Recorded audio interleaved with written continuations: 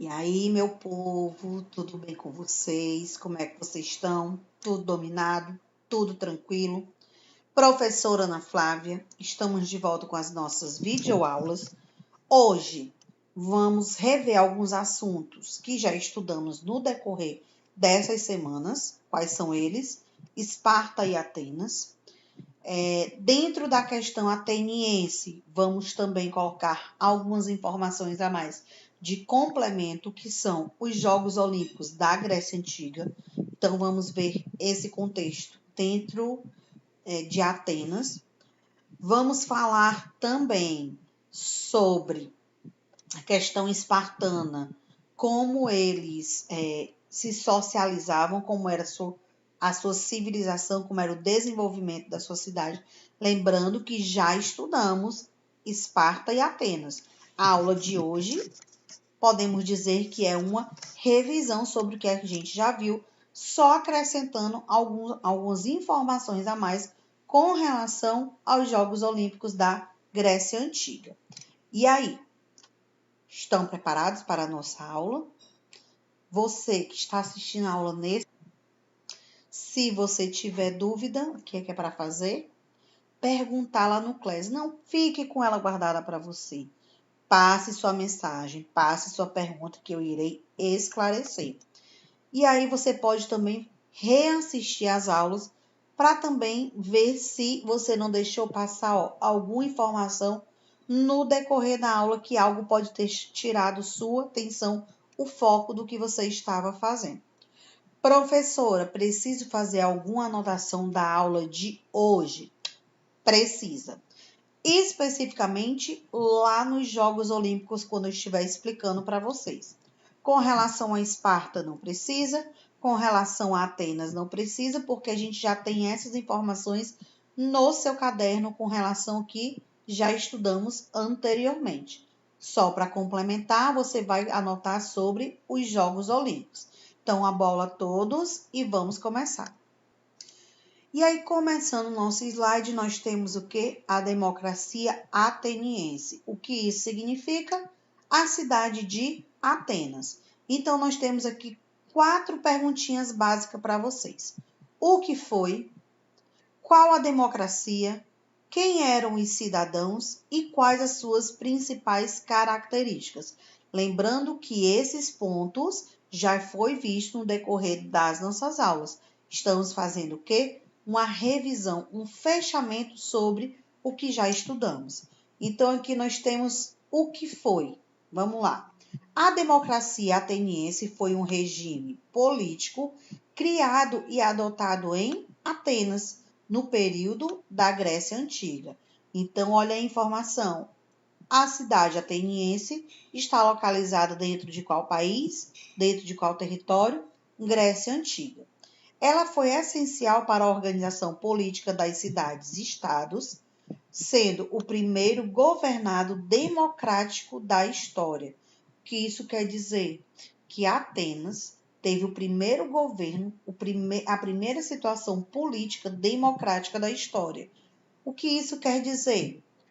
Anterior à implementação da democracia em Atenas, a cidade-estado era controlada por uma elite aristocrática e oligarca. Então, antes de Atenas se tornar uma cidade-estado e ter o seu primeiro governo democrático, antes disso, o sistema político na Grécia Antiga, em todo o seu território, vamos dizer assim, e propriamente em Atenas, ele era aristocrático e oligárquico, ou seja, não era escolhido, ele era nomeado. Qual a diferença de escolhido para nomeado?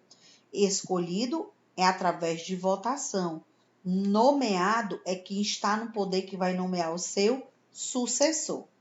Denominado de eupátridas ou bem-nascidos, os quais detinham poder político e econômico na polis grega.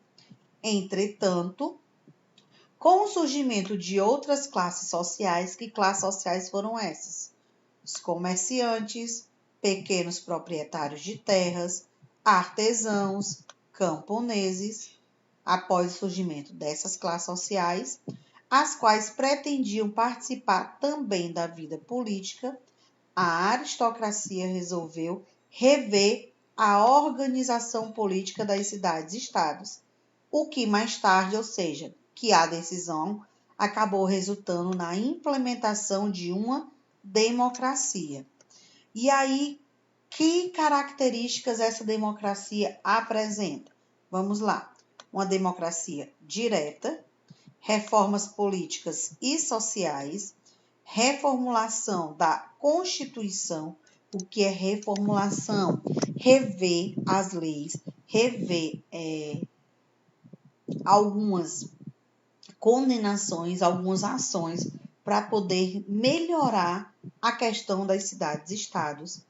Igualdade perante a lei, que passou a ser chamada de isonomia.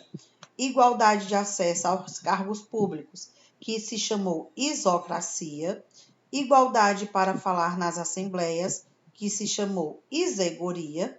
Direito de voto aos cidadãos atenienses. Olha só, a democracia em Atenas apresentou todas essas características.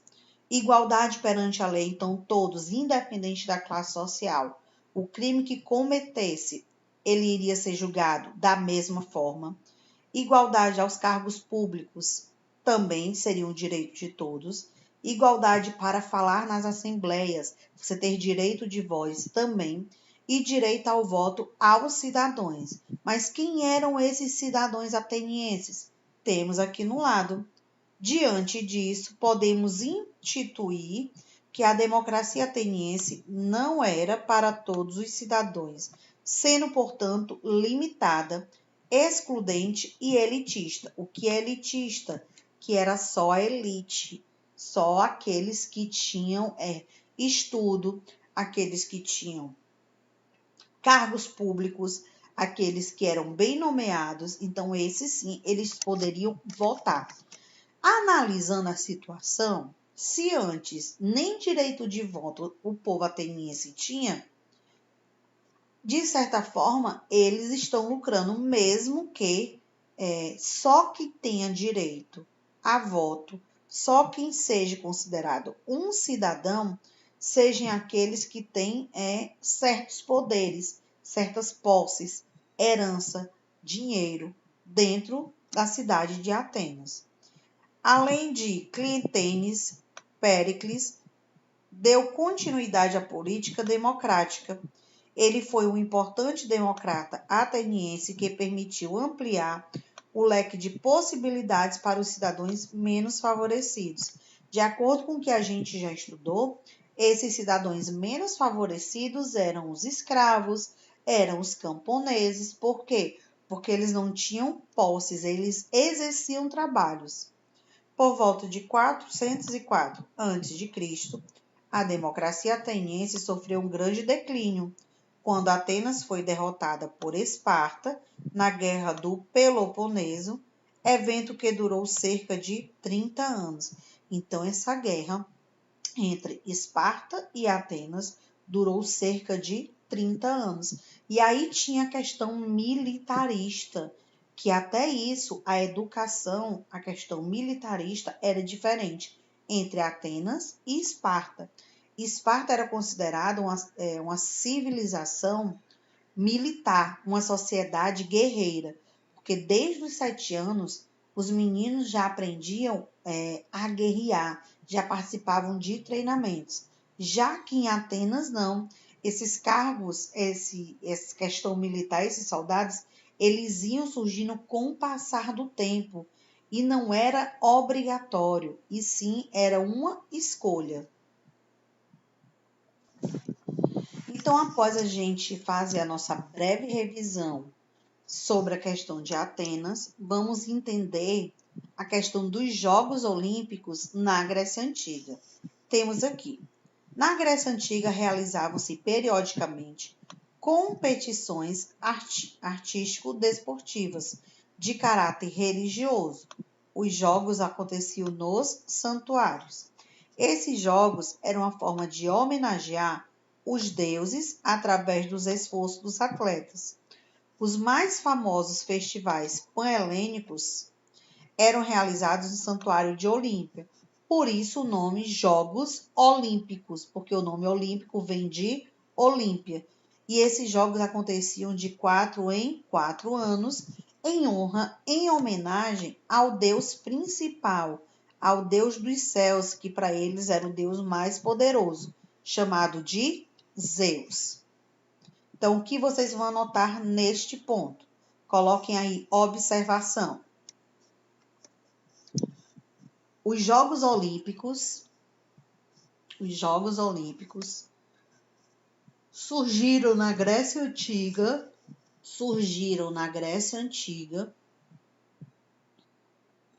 e ocorriam de 4 em 4 anos,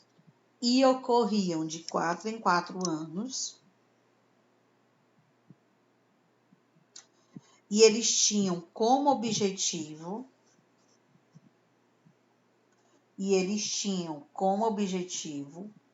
homenagear os deuses.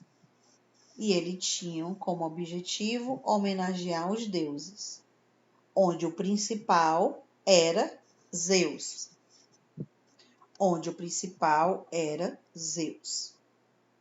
Que aqui ao lado podemos observar, Zeus era deus dos céus e do trovão, pai dos deuses e dos homens. Vocês vão colocar também essa informação. Quem era Zeus? Coloquem aí. Zeus, deus dos céus e do trovão, pai dos deuses e dos homens. Vocês vão copiar essa informação que tem aí na figura 1. Vamos passar adiante. Esses Jogos Olímpicos, eles tinham as datas que iriam acontecer, lembrando que eram de 4 em 4 anos, mas antes desses jogos chegarem ao dia exato das Olimpíadas, vamos dizer assim, na cidade de Olimpo, eles tinham treinamentos, e aí vamos entender como ocorria. Para concorrer aos Jogos Olímpicos, era necessário seguir uma dieta, não comer doces, sujeitar-se pontualmente a um treino rigoroso, não beber refrescos e abdicar do vinho. Os participantes eram homens ou adolescentes livres de ascendência grega. Olha só, quem poderia participar dos Jogos Olímpicos? Eram só homens ou adolescentes e eles deveriam ser livres, escravos não podiam participar. Os espectadores eram bárbaros, escravos ou mulheres solteiras. Olha quem era que já assistia esses Jogos Olímpicos: os bárbaros, os escravos ou as mulheres solteiras. Já as mulheres casadas não podiam sequer entrar no recinto das festas. Mas por que, professora, que as mulheres casadas não poderiam? Porque naquele período na Grécia Antiga, muitas vezes, quando um atleta, vamos dizer assim, quando um homem ou um adolescente ganhava o jogo olímpico, muitas vezes eles pediam a mão de uma mulher em casamento. Eles queriam ter uma mulher como uma recompensa, um troféu. Então, por isso que as mulheres casadas eram impedidas de entrar, já para evitar certas situações, certos conflitos. O que vocês vão anotar deste ponto? Vocês vão anotar aqui desse slide. O ponto 2. Os participantes eram homens ou adolescentes livres. Do ponto 1, vocês vão anotar a partir da dieta, que eles deveriam seguir uma dieta até abdicar o vinho. Do ponto 3, o que vocês vão anotar? Tudo. Então, do ponto 1, de uma dieta até vinho. Ponto 2, os participantes eram homens ou adolescentes e livres. Ponto 3, vocês vão anotar tudo. Quem assistia aos Jogos Olímpicos eram os bárbaros, escravos ou mulheres solteiras, e que as mulheres casadas eram proibidas de assistirem aos jogos. Vamos continuar. E aqui como ocorriam as provas, como eram realizadas as provas dos Jogos Olímpicos. Vamos lá. Para além das cerimônias religiosas, eram também realizadas algumas provas desportivas. Nós temos as equestres e a corrida. O que são as equestres? Eram aqueles que utilizavam os cavalos, carros de 4 cavalos, quadrigas, como era chamado, ou de 2 cavalos, as bigas, além do cavalo de sela. Então, tinham 3 tipos de disputas equestres: de 4 cavalos, de 2 cavalos e cavalo de sela. Eram as famosas corridas de cavalos. Já a corrida, sem nenhum tipo de animal, ocorria no estádio. Os homens corriam na direção do templo de Zeus, lembrando que Zeus era sempre homenageado. O vencedor tem a honra de acender a chama do altar dos Zeus e dar o seu nome à Olimpíada. Vamos lá, mais uma vez. A corrida acontecia no estádio. Os homens sempre corriam em direção ao templo de Zeus.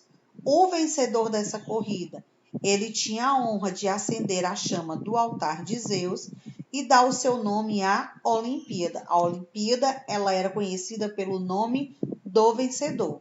Para os rapazes, eram em outro estádio. Então, existia a corrida dos homens, existia a corrida dos rapazes. Olha só. Você ganhar uma Olimpíada e ela passar a se chamar pelo seu nome durante 4 anos, até a próxima Olimpíada, onde vai ter um novo vencedor. Então, você era bem visto dentro da sociedade, você passava a ser respeitado. E aqui do lado nós temos a prova equestre entre Asterix e Obelix nos Jogos Olímpicos. E aqui é a cena de um filme que retrata muito essa questão dos Jogos Olímpicos na Grécia Antiga. Desse slide aqui, não precisa vocês fazerem nenhuma anotação. E aí, continuando as atividades esportivas dos Jogos Olímpicos. Já vimos a questão dos equestres, vimos a questão da corrida. Equestres utilizavam cavalos, corridas não utilizavam nenhum animal, era propriamente o atleta correndo, famoso atletismo. Aí aqui nós temos luta, pugilato, pancrário e pentátlon. O que significa cada um? Vamos lá. A luta podia-se usar o corpo todo, só os homens poderiam participar. Pugilato, luta de socos em que só os homens, rapazes, podiam participar. Existia a diferença entre os homens e os rapazes. Homens, eles consideravam já os adultos. Rapazes eram os adolescentes. Então, a luta era apenas os homens. A luta corporal, vamos dizer assim. A luta de socos já poderia ser homens e rapazes. Pancrácio, luta e pugilatos combinados. Só os homens e rapazes podiam participar. Era considerada a prova mais violenta. Por quê? Porque aqui você utilizava o corpo todo e você poderia utilizar socos. Então, já tem uma violência maior. Pentatlo era uma modalidade desportiva composta por 5 provas. Primeiro, salto em comprimento. Segunda, corrida. Terceira, lançamento de disco. Quarta, dardo. E a quinta, a luta eram todos incluídos do pentatlo. Então, eles tinham que lutar depois de praticarem as outras fases. Eram 5 fases, 5 provas dentro dessa modalidade. E aí você se pergunta, professor, esses jogos surgiram na Grécia, certo? Tinha como objetivo homenagear Zeus, certo? Ocorria de 4 em 4 anos, certo também. O nome Olimpíada vem por conta da cidade de Olímpia, onde ocorriam os jogos, certo? Aqueles que se tornavam vencedores, o seu nome era colocado diante da Olimpíada, ou seja, durante 4 anos, o seu nome sempre era mencionado, certo?